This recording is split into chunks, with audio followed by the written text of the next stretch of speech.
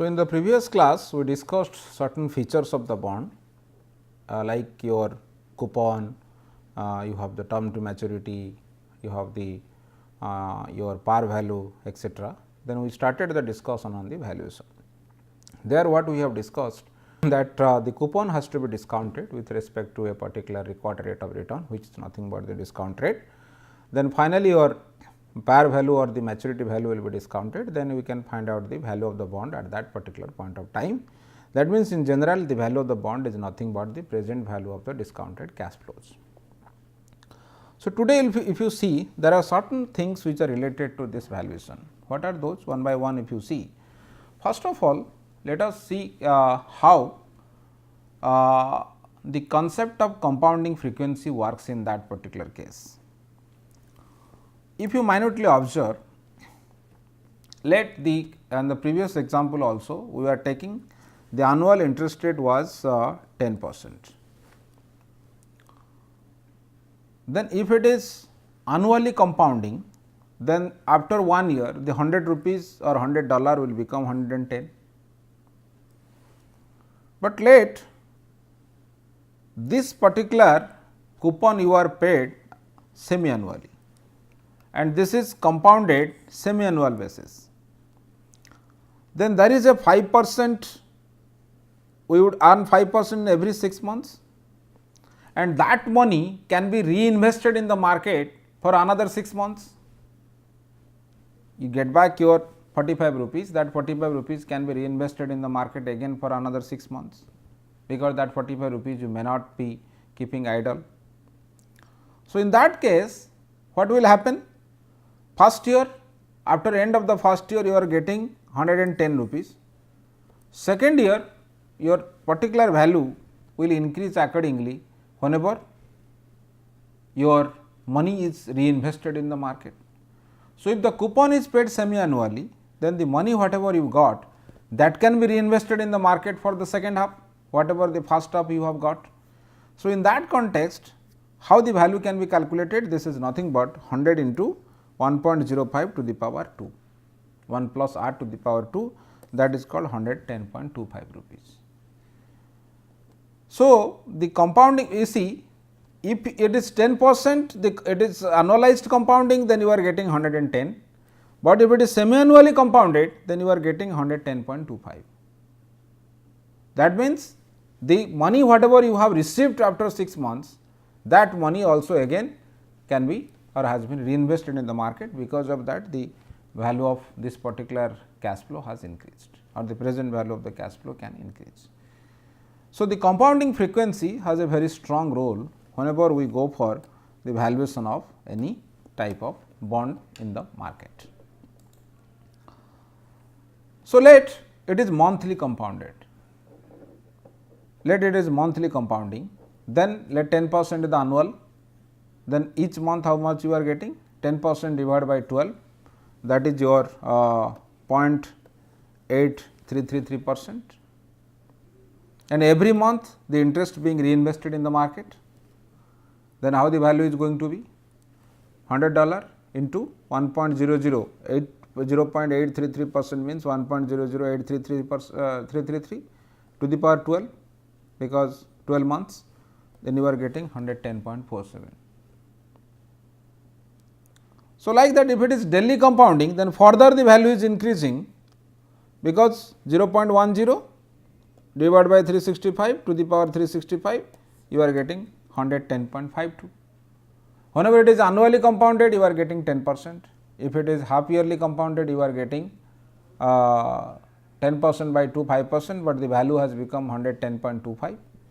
Whenever it is monthly compounded, you are getting 110.47, and whenever it is daily compounded, you are getting 110.52. So, that means, the compounding of that particular interest rate or compounding concept is very much playing the role for the valuation of the bond. That is what basically what we are trying to discuss here. So, you have to keep in the mind that at what period, whether it is compounded or it is simple.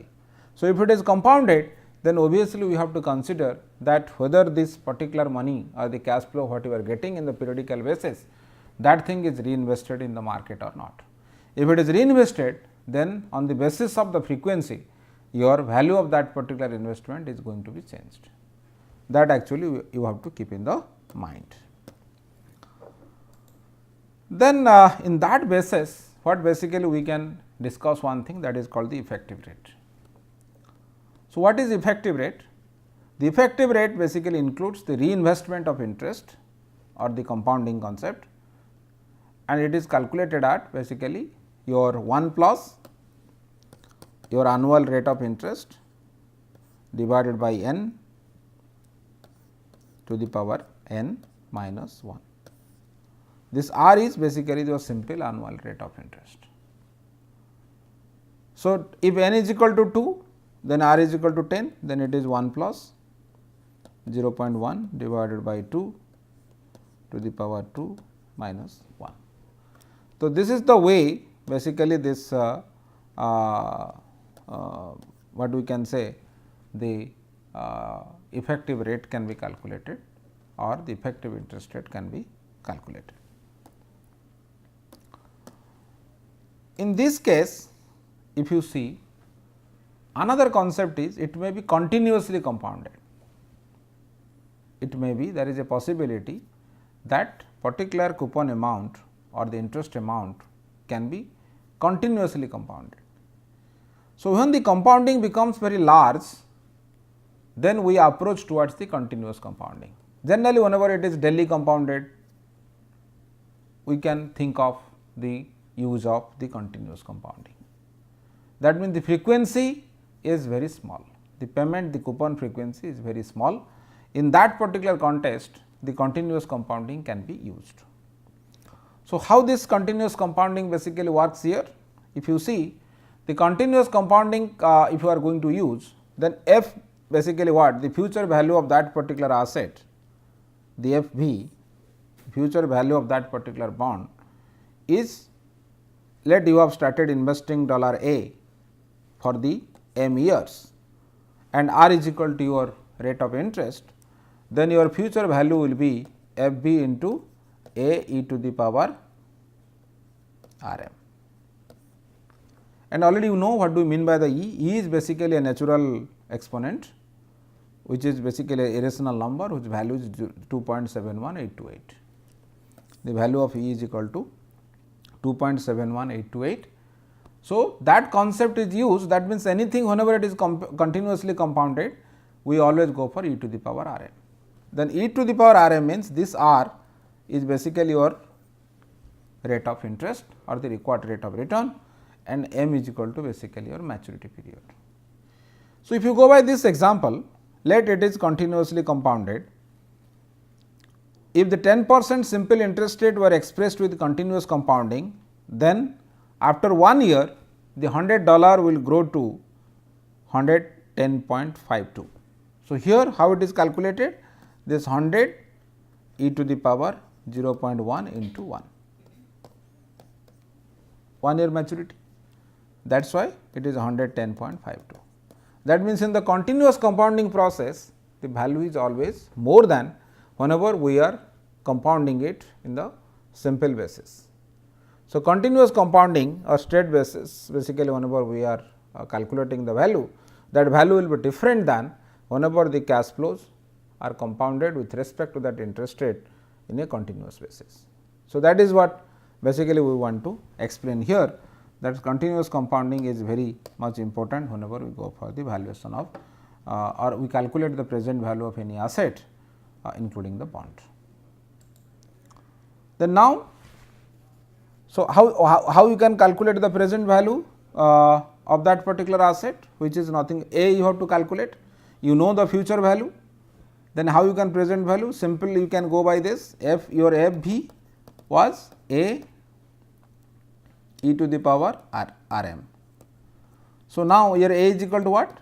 A is equal to f by e to the power R m, then it is nothing but your FV e to the power minus R m, f by divided by e to the power R m means e to the power minus R m. So, now if you take this example, if R is equal to 10%, a bond paying $100 in 2 years from now, the value of the bond after 2 years will be $100, then it would currently, how much is the value of that particular bond today, if you are assuming a continuous compounding. Then what is the thing? You got this future value, that is $100, which is nothing but the par e to the power minus 0.1 into 2, it is basically we got it 81.87. That means, if you want to get $100 after 2 years and there is a continuous compounding process involved in that, then you can buy the bond at a price of $81.87. That means, similarly, if a bond paying $100 each year for 2 years, then the value will be something different.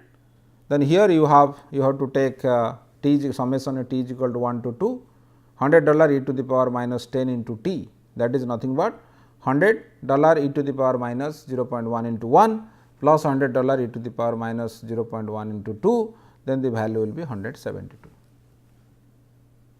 So, you have invested 172 rupees today, each year you are basically for 2 years, then your worth of that particular investment will be 172. That means, to get 200 rupees you have to invest 172.36 rupees.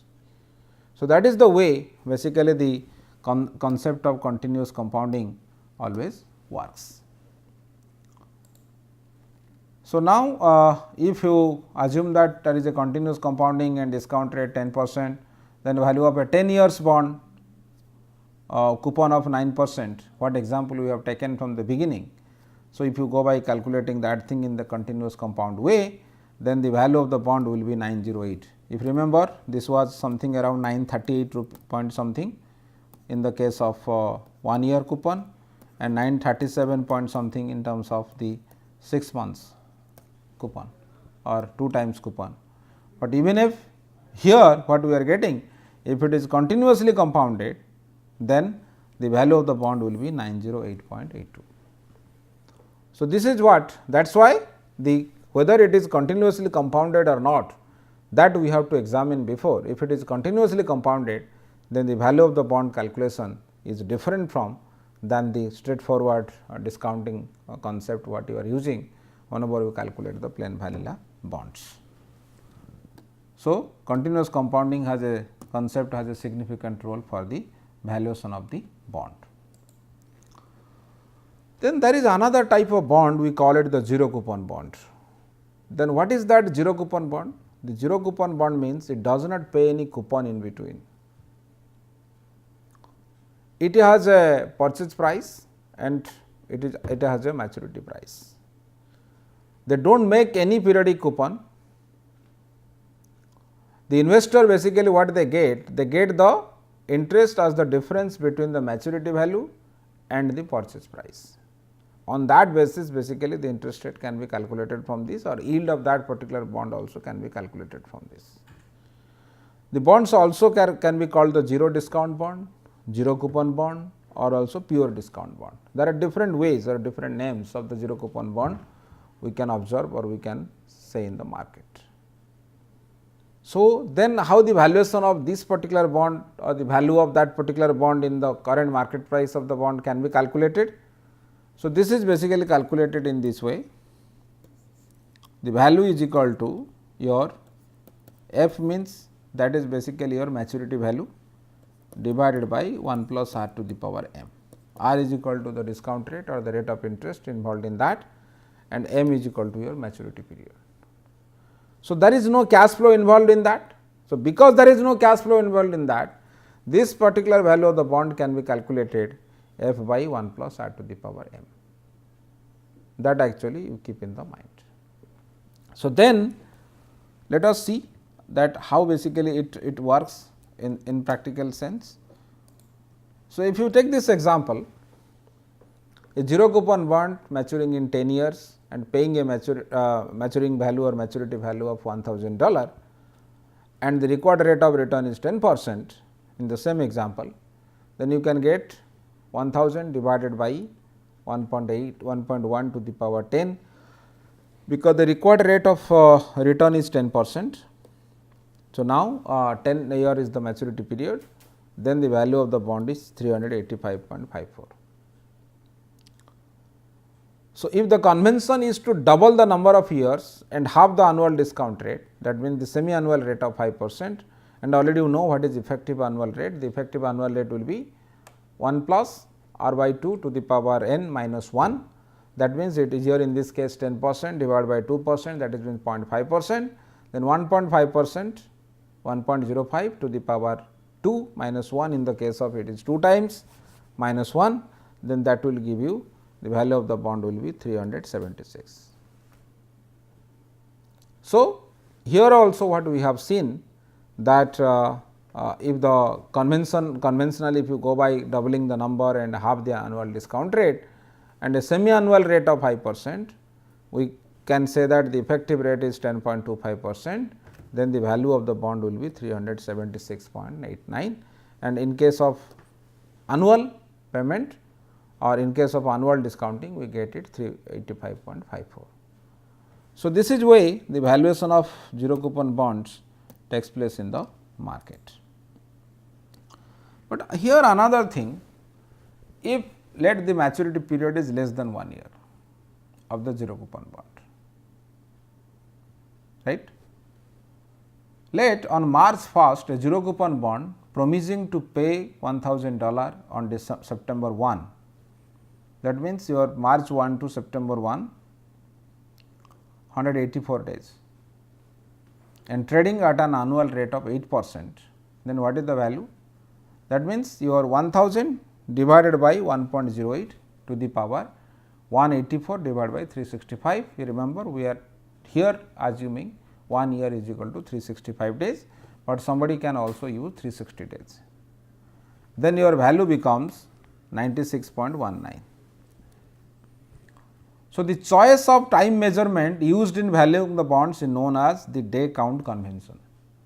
What do you mean by the day count convention? The day count convention means either you can take 360 days or you can take 365 days. If you are assuming every month has 30 days, then conventionally you can talk about 360 days. If you are assuming that actual the particular year is 365 days, we can go for the 365 days. So, that concept is called the day count convention. So, the day count convention is defined as the way in which the ratio of number of days to maturity to the number of days in the reference period is calculated. So, here in this case maturity period is 184 days and we have taken 365 days in the whole year, then it is 184 by 365. So, that is why if it is actual days to maturity to actual days in the year, it is actual by actual. If it is 30 days months to maturity to a 360 days in the calendar, it is 30 by 360. It is 180, it can be 180 by 360, it also can be 180 by 360, 6 months, or it can be 184 by 365. So, depending upon the convention what you are considering, your calculation will be different or will be varying. So, that is basically the way through which we can calculate the value of a bond whose maturity period is less than 1 year. That actually you keep in the mind. The same way, whatever way we are calculating the value of the bond for the maturity more than 1 year, the same way basically we cannot calculate, we have to consider the day count convention for this. Then we have, let us see that what is the relationship between coupon, your discount rate and the bond value and also the face value. Already you know that what do we mean by the coupon? Coupon is nothing but the coupon divided by the face value. If you see this example, what we have seen 9%, how it you got 90 rupees is the coupon divided by your 1000, okay. That is basically we got it the coupon rate. So, coupon rate is C by F, F means it is the face value or the par value. But one thing, if your coupon rate is less than R, then the value of the bond will be less than the face value. In the previous example what we have seen, your coupon was 9% C and R was 10%. So, because of that with 1 year coupon payment the value was 938. That means it is less than 1000 rupees. So, that is called the discount bond. But if the coupon is equal to the R discount rate, then the bond is at par. It is called the par bond. The bond is valued at par. That means the value of the bond is equal to the par value of the bond or the face value of the bond. In that context, we call it the par bond. But if your coupon is greater than R, then the value of the bond will be more than the face value. Then that time we call it is a premium bond. The bond is basically valued at premium. So, depending upon the relationship between the coupon and the face value of the bond, we can say that whether the bond is at discount, bond is valued at discount, bond is redeemed at par, or the bond will be redeemed with premium. That actually bond is valued at premium or par or the discount. That thing we can judge on the basis of the relationship between the coupon and the discount rate. That actually my intention, that is called the bond price relation 1. So, there are some other relations involved in this, that let us see that how those things work. So, here what basically we got it, when the yield in the market price rise above the coupon rate, the price of the bond adjusts so that the investors who purchase can realize some additional return. When the yield in the market below the coupon, the bond must sell above its par value. That actually the implications what we got from the relationship between the coupon and the value of the bond with respect to the par value of the bond. That is the way basically it is interpreted, or this is basically analyzed. Then let us see that how, if the required rate of return does not change, then what will happen to the value of the bond from the time the bond is purchased to maturity. Let the discount rate does not change. If the discount rate does not change, then for a bond selling at par, as the bond basically closer to the maturity, the bond will continue to sell at par. That means, the price of the bond will remain constant as the bond moves towards the maturity. But if the bond price is selling at a premium or the discount at that particular point of time, then the bond price will not remain constant. A discount bond increases its price as it moves towards the maturity, assuming the required rate does not change, and a premium bond decreases its price as it moves towards the maturity, assuming the required rate does not change. So, in the beginning, whether it is a discount bond or premium bond, that will decide that whether the price is going to increase or going to decrease of that particular bond.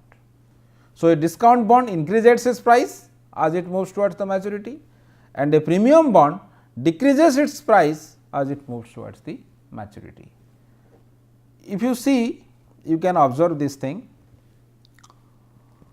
So, let the yield or the required rate of return from the bond, here it is 11%, here it is 9%, here it is 7%.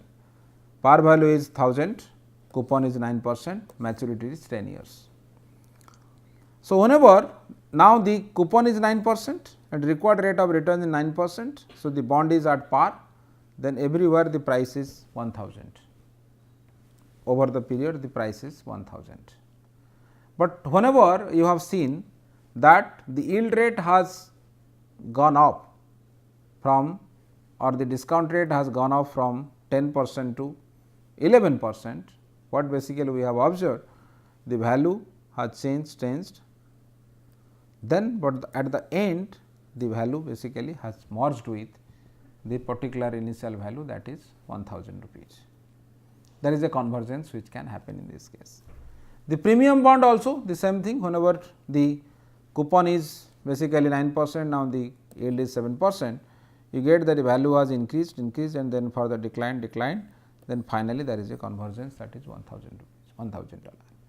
So, years to maturity, then you will find there is a convergence basically happening here at the end. This is what basically always how many times the cash flow you are getting, and whenever the cash flow ends, you will find that the price of the bond will be equal to the maturity value, whatever it is mentioned in the beginning. So, if the bond is issued at discount or the redeemed bond is issued at premium, that does not make any sense if you are holding the bond up to the maturity. That actually always happens in the market. Then we have bond price relation 2. What basically it means? It is very clear, if the rate of interest or rate of return will increase, the value will go down, and if the rate of interest will decline, the value will go up. So, if you represent it in a change way, then delta V by delta R is always less than 0. Delta V by delta R is less than 0.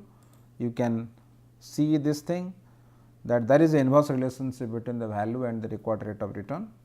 With a bond of 10 years maturity, 9% coupon, par value is 1000.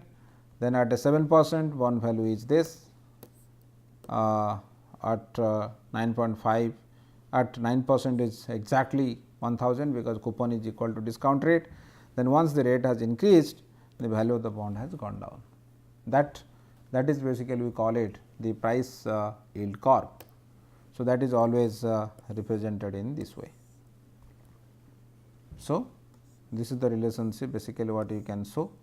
So, if your term to maturity or the rate of interest increases, then the value of the bond goes down. That is called the price yield curve.